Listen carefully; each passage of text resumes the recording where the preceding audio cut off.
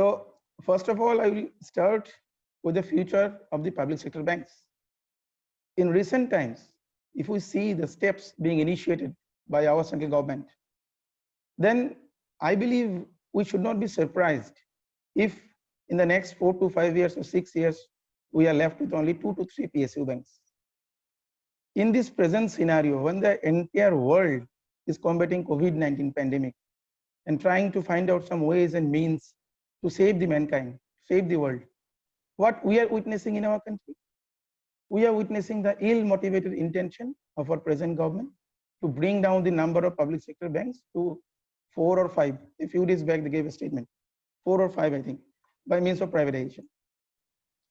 Here, it is to be noted that this same government at the helm of affairs at New Delhi has been one of the greatest beneficiaries of the public sector banks, be it the implementation of demonetization in 2016, be it Jan Dhan account opening, be it the recent this COVID-19 relief package or any other thing. Hence, it is it is very depressing to share that whenever the government was in need of the public sector banks to implement their schemes, plans, projects, they have utilized our services. But now they're giving the argument that the public sector banks are not generating sufficient profits, so these need to be privatized. What I feel is that this present government has either forgotten or it has completely failed to understand what was the aspiration and what was the motive with which the banks were nationalized in 1969 by the then Prime Minister Srimati Indira Gandhi. And generating profit had never been the idea of bank nationalization. Public sector banks had been created. I mean, banks were nationalized with the objective of building the nation, serving the masses, taking banking to the poorest of the poor. The same even I can vouch for the other PSUs in other segments, be it BSNL, the telecom giant, be it ONGC, be it our life insurance company, etc. We have all contributed immensely in the building of the nation since their inception. Now, if somebody when admires that this airport is very well built, this highways is very good, we should not forget that these all have been possible because some of the public sector banks have granted credit to build the same. Hence, the argument given by the government that the public sector banks are not generating profit or are not performing well, this is totally far from reality and it is misleading in nature. Because if one sees the statistics, it is clear that almost all the public sector banks since their inception and more particularly in the last 10 to 15 years have been generating operating profits. That also in an increasing trend on year-to-year basis. But it is the provisioning norms that have resulted to, in some cases, net losses. Now, if we further go into the data, one will be surprised to know that more than 80% of the provisioning is only for those loans which are lent to the large corporate houses. And these lending are done under the supervision of the board of directors, which include RBI and government representatives as well. And there is no role, absolutely no role to play on here on the part of any lower rank of, bank official or employees. In this connection, one pertinent point that I should mention is the stipulations as given in the Bank Nationalization Act and Banking Companies Act as well. Both these acts provide for appointment of a workman and the officers director in the central board of all the public sector banks. However, quite unfortunately and surprisingly, in the last few years, 3 to 4 years, I think, from 16 or 17, this regulation has not been complied with by any of the public sector banks, in spite of the fact that the nominations had already been submitted long back. Now the question is why I am pressing upon this point. It is because the bank's central board has a crucial role to play in lending the big size advances to the corporate houses. And I believe that had there been employees and officers, directors in place in the board, in the central board, then they could have played the role of a watchdog when all these loans were given or sanctioned, and thereby more transparency could have been ensured before taking such decisions. So it is imperative on the part of the government to appoint employees and officers director in the central board of the PSBs to bring in transparency in lending and also other policy decisions affecting the staff and public at large. One more point, in the last few years, we have observed that a new phenomena has started, especially in public sector banks. That is to increase the utilization of alternate channels. Yes, as a youth, I welcome this process. But my problem starts when it becomes an excuse for curtailing the recruitment process in banks. I think the government has to understand the fact that we are in the service industry and there cannot be any substitute to human touch. The machines cannot generate business. The machines cannot serve in the furthest corner of the country where even the roads of the country and where our branch is situated. And moreover, the present pandemic situation of COVID-19, it has raised a new culture, that is work from home. But I believe, many might differ, but I believe mass and overall banking is not possible from home, except there must be some exceptions like telecalling or following up of NPS, like this. But for banks to serve the masses, human interaction is of utmost importance, and this cannot be substituted with any other alternative in a country like us, especially where 70% of the population still live in the rural areas. 25% of the population, more than 25% of the population still do not know how to sign. Only a few crores of the population are having access to the internet. Hence, it is very much significant that recruitment in banks takes place from time to time adequately to ensure that the public sector banks can serve the masses of the country without any hindrance. Lastly, I would like to touch upon the HR policy, human resource, which is most important, I believe.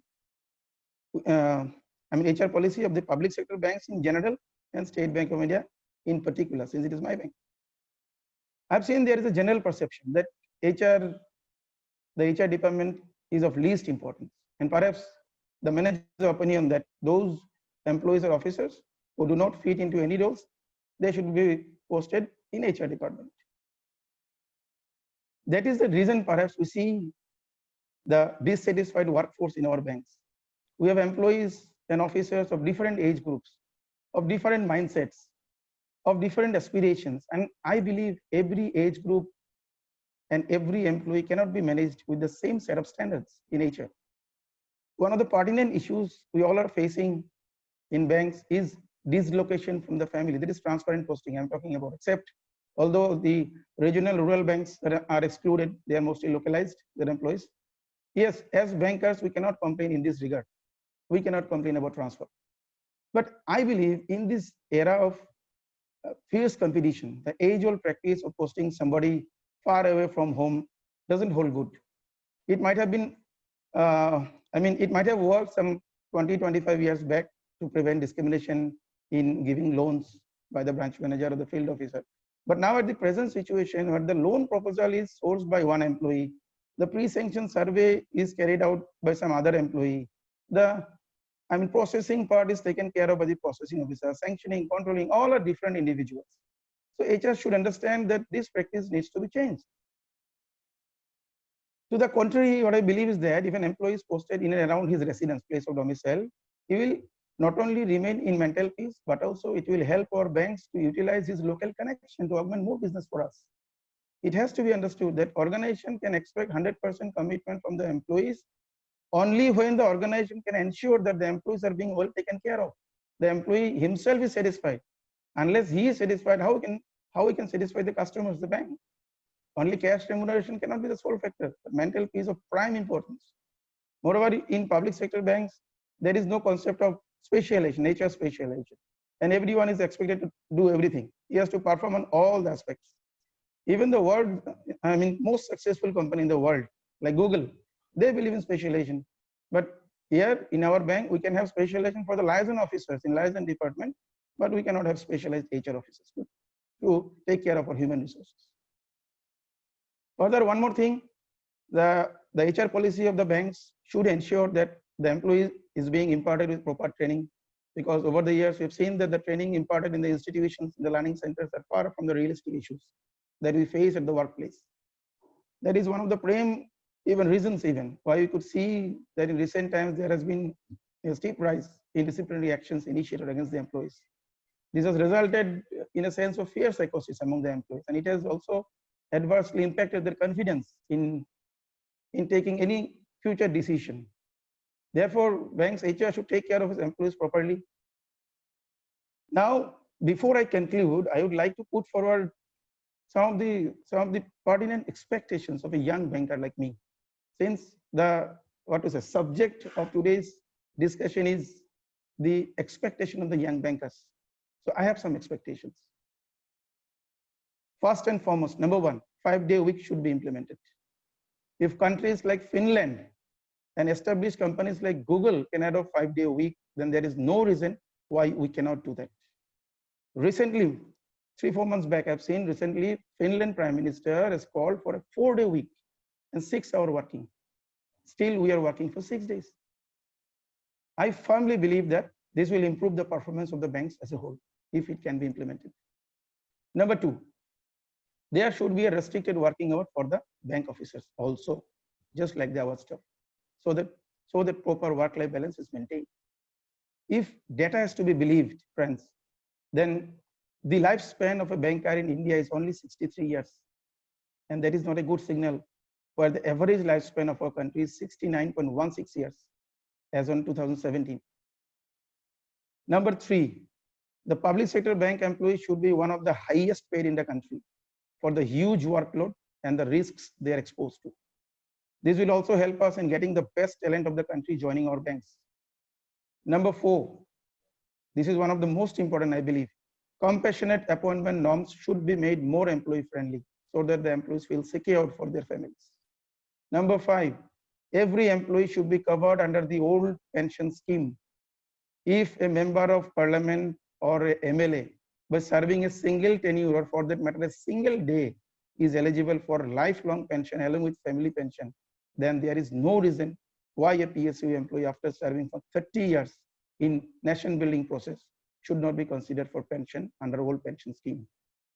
Number six, the minimum service that is required for being eligible for pension should be relaxed in case of death of the employee.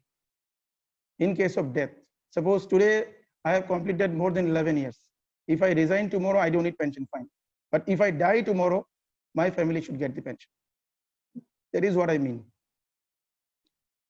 So these are all my points that was in my mind. So I believe these my expectations will see the light of the day soon. And for this to happen, I believe both the management and the association should work together, work in collaboration, as it will be for the mutual benefits of all. Thank you very much. Thank you for patient hearing.